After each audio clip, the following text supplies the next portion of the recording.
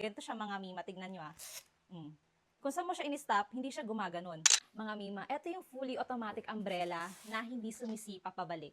I mean yung hindi siya nagba-bounce back. Di ba yung kadalasang problema natin sa mga automatic umbrella is yung kapag sinara mo, yung nagaano siya, bumabalik siya, gumaganon. So ito hindi kasi anti-rebound siya. And tignan nyo yung handle niya, ganyan no.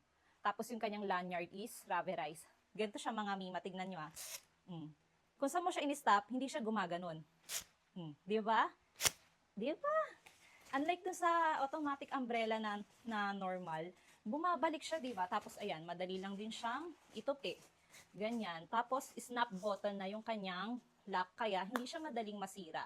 Tapos ang kinagandahan pa sa automatic umbrella na to, tignan nyo. 3 ribs na yan mga mima. Di ba? Mas pinatibay itong payong na to. And kasha 2 to 3 person. Ayan, ang laki niya. Meron pa tong ibang available na color na pwede niyong pagpilian. Kering-kering nito yung malakas na bagyo or malakas na hangin. Ayan. Diba? Tapos makapal na din yung tela nito mga mima, and may sun protection na rin to, kaya naman protektado tayo sa init ng araw, hindi lang sa ulan.